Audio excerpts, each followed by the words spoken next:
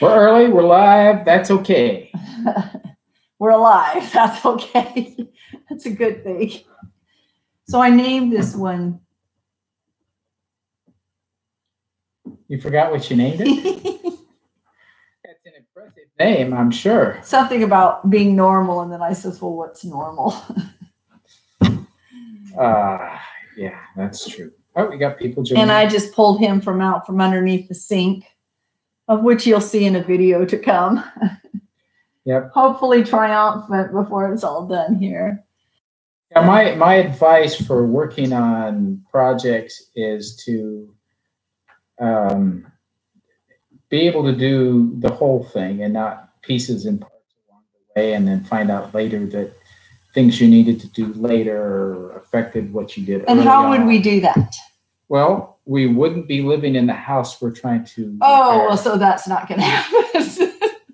Yeah. I know, so yeah. So the challenge is we have to have water, we have to have hot water. So when we work on something, Hey, Ethan. I can turn it off for a little while, then we have to put everything back together. So, yeah. At this very moment, the water's turned off. Yes. I just warned him 40 minutes ago. I says, you got 40 minutes. So And he came here. anyway, 2 minutes ago. we're faced with a lot of weird situations, walls that aren't straight, pipes that are rusted out. I mean, the list goes on and on and on. Then And we love it. and we layer over that we're trying to live here while we're fixing it. Hi, Marianne. Those of you who have done it know exactly what I'm talking about, I'm sure. Marianne wants to know if there's such a thing as normal. Yeah. We don't think so. So what I meant by that was today I succeeded in doing some things I haven't done for a long time. So I made bread, and it's raising. I put a bunch of chicken bones in and a bunch of herbs from my garden, and I'm making a bone broth, a chicken broth. I am freezing my herbs so I can clear out my garden. Trying to be normal again when I used to just do homemaking. We're getting there. Well, we have some people joining us. We have to have a made home before you can do home baking, right? That's right.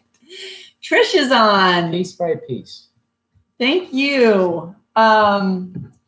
Yeah. So anyhow, I was going to make einkorn, and I said, no, I would have to get out my grinder and grind that. So I just did normal wheat bread. I was going to sprout it, but no, I wouldn't be able to use it till tomorrow or the next day. And she wanted to bake today. Just baking bread. Just going to do it. Thank you about my hair. Appreciate it. Yeah, it's passé to talk about the weather, but it was cooler this morning. Okay, last week we were about 94. Today, when I woke up, it was 46. Short sleeves aren't what we're going. No, I got a turtleneck on. So, and I love it. Fall is definitely our best season. We love it. So, oh, she put whey in her bread. Ah, very nice. I have my sprouts soaking now. It's a process. Yeah. So last week we were asking, and Trish wasn't on last week when we were asking about what kind of wheat meal she uses. But everybody else who commented, everybody else said the Wonder Meal. And so I've gone to Amazon. It's in my wish list right now. So we'll see. So Trish, is that what kind you have? Anyhow, we'll see. And do you know how much snow they get down that way normally? Well, they think it's a lot. I think compared to what you see, what we're familiar with in Colorado, it's probably not. People that have been, they have ice storms more than anything. People that have been here from out west where they have snow, they've said now they don't have much snow, but it's the ice. Yeah, and that's. Oh, you have Nutrimel. Okay. Those of you who have been in ice storms know that's You don't drive. You don't travel in an ice storm. There's so many bad things that happen in an ice storm that it's. They cancel church. They cancel school. They cancel everything. Well, power gets taken out because the power lines, if they're in the air, power lines get the ice build up on them, and then it breaks them in lots of places. So it's hard to repair and lots of repairs. That's and I'm going to come back to the ice storm and electricity. I just want to address the wheat mill. And Ellen says that she's had the Whisper Mill for 20 years, and I think that's the one Marianne has, which is now, the company is not in business anymore, and I believe that is the Wonder Mill. That's what she told me last week. So Nutri-Mill and Wonder Mill. So we'll have to see. So for those of you who are homesteading, that some of you may have the answer to this. You may have some experience with it. I mean, what we've been warned about is that there can be lengthy periods of time where there's not power here. Now, we're close enough to 2 weeks at a time. It'll probably be less for us, but when they do lose the power for ice storms, for some of our friends who live a little further out from town, they had to wait 2 weeks to have power, which if much of what you run in your house needs electricity, that's a problem. One of the biggest concerns is water. Right. When you have a well and you have no electricity, you have no water, even though there's plenty of water down there. So what we're beginning to investigate is the manual pumps that can be used. And I don't know which brand. $750. I know a lot of them come, people buy them from Layman's. I don't think that's the only source. So, just looking for advice. So what happens if we did put solar on our well? That's what Ethan said. Yes, I need to investigate solar as a possibility. That's a great idea. Lots of sunshine, at least during the months that we've been here. I don't know what it's like during the months when the ice storms are bad. Right. Are we not getting power? And Trish says, get a generator. We have a long list of things we need. I mean, a very long list. So yeah, we're kicking them around: generator, solar, hand pump, maybe a combination. Actually, one thing that we've seriously considered is the cisterns, is to store water that we can get to. Because we have so many barns that could roll off, and we just they're not even. We can gather a lot of water, kind of rain catchment on it. But also, when we're getting to that time of the year when we can anticipate loss of power, then we would make certain the cisterns were totally full. So that's another possibility. So, I mean, we have propane to cook on for our big, a huge camp type stove that's on legs. We have enough food. We have six-gallon things of water. Yeah. It's not like we're going to, be destitute.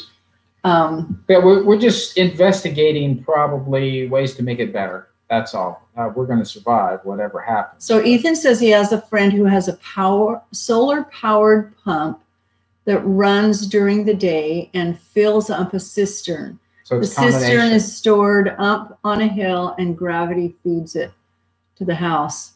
Gravity wouldn't work with your location, nope, but the general idea.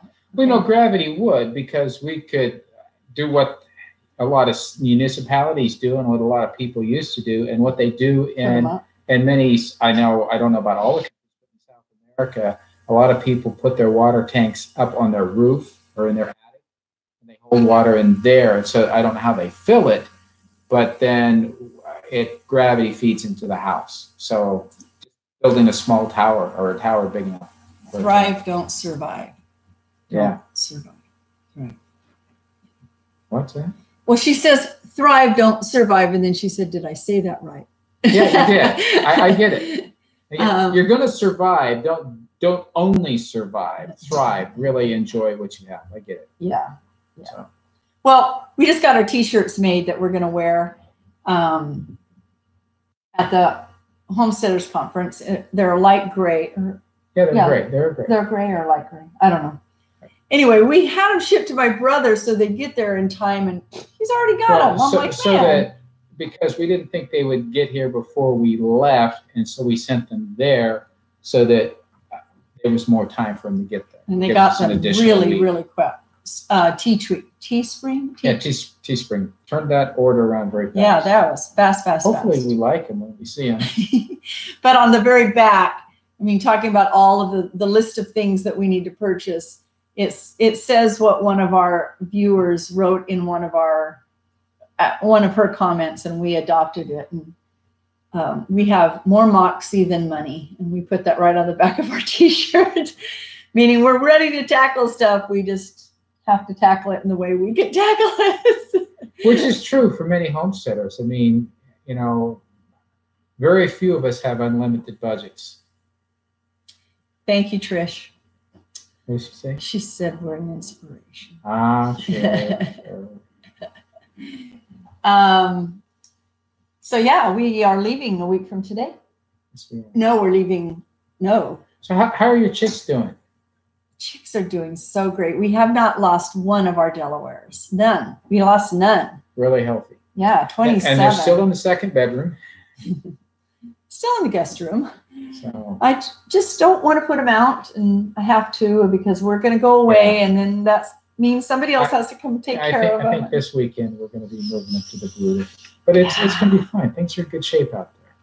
So, and the meat chickens, the 100 meat chickens, they're doing great. You know, now this is another question. This is one we haven't ran into before because the type of feed that we're using is different than we've used before. It's very much milled, so it's more of a mash is what you call it. And so it tends to hang together, and in the normal, you know, we have like the big metal feeders. The big metal feeders with the little tray at the bottom, and they're round, and you know, and it's supposed to sift down. Well, it doesn't sift down. We got to shake it to get it go down. You know, like the grains just kind of tumble down. So maybe they need a little trough. Well, that's what I'm wondering. But I'm just curious. I mean, some of them are smaller. What goes around the outside, some are larger. So that I'm wondering about that. But I'm just wondering, for me, feeding a mash, is a trough the best way, or are there more? You know, what I'm looking at is something that can keep a larger amount of food available, so you don't have to return to it frequently to shake it down or to refill it. So, I don't know what's out there that does that. That the mash works well. Yeah. But on that same note, different note. Our experience with our little babies, is that if we try to introduce fermented grain to them at a later time, they wouldn't eat it because they're used to the dry. We've had that experience. We had one group of chickens that had never had fermented grain. We fed it to them. They're like, "What is this garbage?" And they wouldn't. Anyway, which is strange for a chicken to walk away from food is. So we have been fermenting and wetting down and everything. I wouldn't say fermenting. It's not staying long enough to ferment. I know. I need to really get some going. Anyway, they love it. Yeah, they love it. So they're only eating wet food, which is kind of fun. I mean, they act like they're hungry or something. Yeah, but they're taught to eat that kind of food. So as we start doing the fermenting, then that's what they're going to have to eat. So it helps them a lot. Won't be a problem. Okay, so no losses. Someone's at her door. Gotta go. All right. Let's see. We are. We don't have any heat in our house right now. We don't need heat right now, except for the fireplace. We didn't get the propane filled when it was cheap because even we didn't have any money to do it. The propane heater we have, we're being told, is not a good one. It's not efficient and it's not safe. So if we're going to use propane heat, we're going to have to get a different propane heater. At some point we will. But I'm just going to get, for right now, they're electric. They are on the wall. They actually look like a photo frame. I mean, just a white thing that sticks out about that much. A whiteboard. A whiteboard that's go on your wall, and they radiate heat. And I've been in people's homes that had them before, and so I'm getting a couple of those. So that will be nice. But our fireplace is great, and we will be putting that. And that's a lot of the work that we're doing right now, is to get the crawl space sealed up so that we're not getting the airflow from there, and then other ways that air can get into the house. if we can make the house airtight, that's going to help a lot. As we then heat it, it will stay and won't be as expensive to heat. So that's what we're working on. Yeah, we're racing the clock on that. We had the cheapest summer ever on electricity. Our highest bill was $100. Yeah. And they were usually in the 70s. So it was like, okay, this is good. But people in town are paying $200 or $300. So we feel very fortunate. Yeah.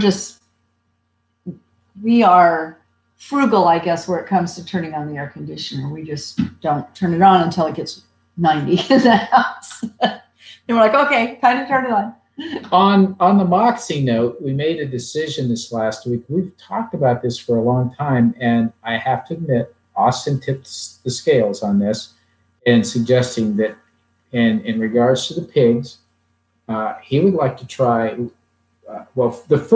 what we decided is we are going to build a smokehouse to cure the meat. And anyway, that we got rid of talked into that. So that will help a lot. I asked for the smokehouse. Oh, that's true. That's true. You did. So we're all together on that. But the next step was, and this was from Austin saying what he wanted to do, is why don't we just butcher them ourselves? Which is it's not minor. So I was totally against it. Totally against it. And then I made him watch Al Lumna Acres, and it didn't scare me. When Han Hune was there, and then I got a little calmer about it.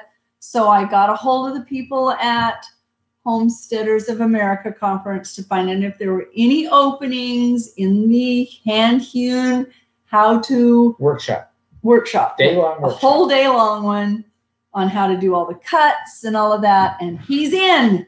So the workshop, they're going to take half a pig and do all the cuts for half a pig, which, really a pig is 2 halves. So if you know how to do 1 half, you can do the other half. There's some other things we need to learn, and there's a lot we need to prepare for. There's some tools we're going to need to have, the right kinds of knives and so forth. But I'm excited about this. I mean, this is going to be great. Well, I'm excited for you to take the class so that, this is something we don't know. I mean, we stood there and watched our half a pig cut up when we had our pig in Oregon, but we don't. Well, the first time we might have mentioned this before, the first time we had a pig butchered, when it came back from the butcher, it wasn't good. Terrible. And what we've heard is that somebody had this experience and they were actually informed that this is what happened. Is the response was, well, we have so many pigs in, we really can't keep track of whose is which. So we weigh yours, we know how many pounds you have, and so we give you that many pounds of whatever's available. What we're trying to do and feeding them the organic and everything, that's not acceptable. And I suspect we could find a butcher that's not going to do that would be committed to doing it right. But just like what you feed them, if you just depend on whoever's supplying the feed to do it right, then you're having to accept the outcome and you don't have any control over it. So, the ideal situation is we raise all of the crops, the grains, the whatever they're going to eat organically. We process them ourselves in the way that we want to do it. So we end up with, and on the plants, they need to be organic plants. They need to be plants that aren't GMO. Anyway, just the whole thing. So this is one more step on that of us controlling totally what we're eating so that we get exactly what we want and being more self-sufficient. And so we're going to invite anyone in the vicinity to come and help so that they can help hoist it. So they can learn from our mistakes. You can watch and learn. And so our biggest pig is already 195 pounds. We don't want it a lot bigger than 250. So one of them, and the other 2 are about 40 pounds behind it. Yeah. So they're not far behind, but it's going to give us space. When he goes, they'll get to eat more. Yeah. To say he's a big pig is descriptive in a lot of ways. He roots pretty hard. When I walk into their area to take them their food. He tries to root under me to pick me up so he can get to the food I'm carrying. I will tell you this, and I'm going to put it in an upcoming video. We moved them over yesterday into their new paddock, and it was just full of tall grass. And they just started chomping that grass and chewing and pulling it up. And I'm like, that's so cool. That's so cool. Yeah, it's really good. Really awesome. But anyway, so processing, we'll have a lot of help processing the chickens. A lot of help. Probably more than we need, but it'll be great. There are 4 different families involved, including us. So, and one of the families has some kids that are big enough to really do a lot of work too. So and he wants his kids involved. So that's really great. So we have lots of hands, which is great. Austin needs to come through on the plucker. He's working hard on it. And everything else. Yes. So anyway, I'm going to go back to my normal day, and I'm going to finish my bread and get my broth out of my pan. And I've got all my, so I just want to tell you really quick, Jim, can you run to the freezer and grab some of the package, some plastic bags with the herbs in them? So I was processing my herbs the way that, Marianne, the way you did it on your video, where you were putting them in with olive oil through the blender, and I put them in the ice cube trays and popped them out and put them in. They are so great. I love it. And then I saw someone else that said all you had to do is, if you didn't have time to do all of that, is take your herbs, wash them, dry them, and you stick them, and you stick them into a bag, and then they're all crunchy. You just can use them. Zucchini from 817. That's from Oregon. Yeah. Anyway, they keep their freshness, and you can use them by just doing this. So I've got basil, and I've got sage, and I'm going to go get my thyme. And the kitchen had a lot of odors this morning. I was wondering what was going on in there. Well, I took a huge handful and put them into the broth too. But it's just a really easy way to be able to do your herbs. And so I'm excited about that. We do have a wonderful community here. Yep. It's amazing how great, Ellen, of our community, and how fast it happened. So it's really great.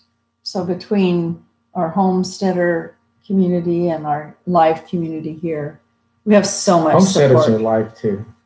Oh, you are live? I know what you mean. Local and distant. Local and distant. There we go. Okay. Anyway. Yeah, see, there's another normal. What's normal? There is no normal. Normal is whatever it is you're doing, because I don't know what normal is anymore.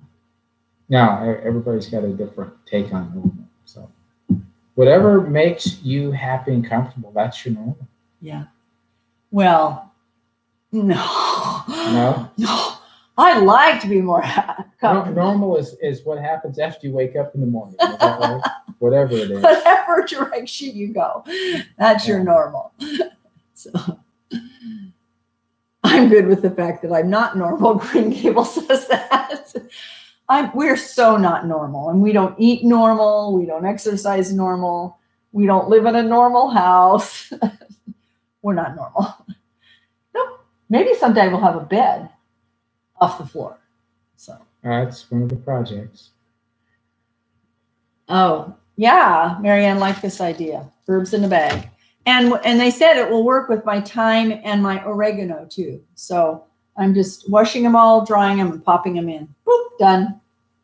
Because we have a delivery that's coming today with all of our tubing and what's the other called? Drip tape. Drip tape. So that we can put our gardens together for the fall, winter, spring. Kind of behind the whatever curve on that, but we're ready for next year. But we're going to get it in. We need to. Maybe, because we're supposed to pick it up during the winter. Yeah. We don't know. We don't know. We'll have to see. Yeah, we're still not aware of when winter starts here. It's cooler, but there's still a lot of sun, and it's not so cold that the cold weather stuff couldn't grow. So well, Ethan likes being weird. Eric says weird is good, and we came from Portland, where it says keep Portland weird. So we didn't like that so much. We didn't like their weird. Portland that we didn't get into. That's for sure. Anyway, yeah. So I thought weird was normal. Well, it seems to be anymore. The homesteading community is my normal. Yeah. I think the likeness that we feel is so great that when we talk about things, as our family goes, huh? Or why? Or what? You guys all say, oh, yeah. Or when we go into some of the local feed stores and say, do you have organic? No. Do you have non-GMO? No. Do you have non-soy? No. No way. MFA and the local feed store here, both of them. And what's kind of scary is they just start watching you to walk around like, what's this person going to do? So, no, they don't do that. But they don't. There's just this sense they're looking at us like we're a little different. Oh, she planted her garlic, and the moles ate your garlic too? Wow. That's terrible. Hello, Lois. Just got back from picking up 2 goats from the USA border. Well, did you buy them from a homesteader? So were these illegal immigrants? You had to take them through the border. I'm sure they have papers. Yeah. Lois lives in Canada, by the way, everyone. So she is one of our Canadian friends. Homesteading weird is normal. Yep, absolutely. I love it. Love it. Never going back. Never, ever going back.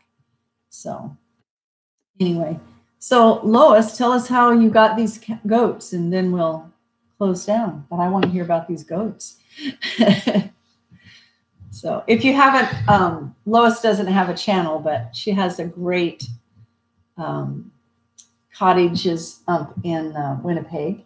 Well, their property is bordered on 3 Katy sides on the lake. Katy Lakes. By lake. Katy so Lakes. They're kind of out on a little bit of a peninsula. So picturesque, fun place. Texas goats. So Eric's from Texas. Okay.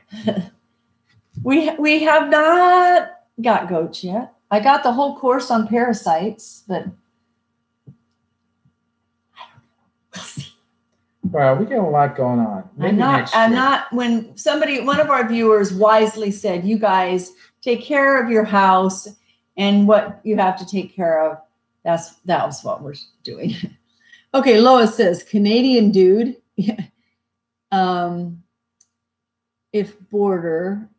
Yes, they were a homestead family who homeschools. Okay, cool. Cool. Side, not dude. I thought that was a little strange for you to say, Lois. Okay, the Canadian side on the border. Okay. All right. Well, we are going to go back to our normal life. He's under the sink fixing some plumbing. And we will put a video together on that rest of that. And thank you so much for joining us and being part of everything that we are doing. And I like the idea of solar. I'm really going to go look at that for the well house. I think there's solar in our future for a lot of reasons. All right, Eric, I wouldn't take any more projects until you find normal, until we find normal. Yeah, for sure. Okay. We'll be looking for that normal. Everyone have a great time. Take care, everybody. Bye-bye.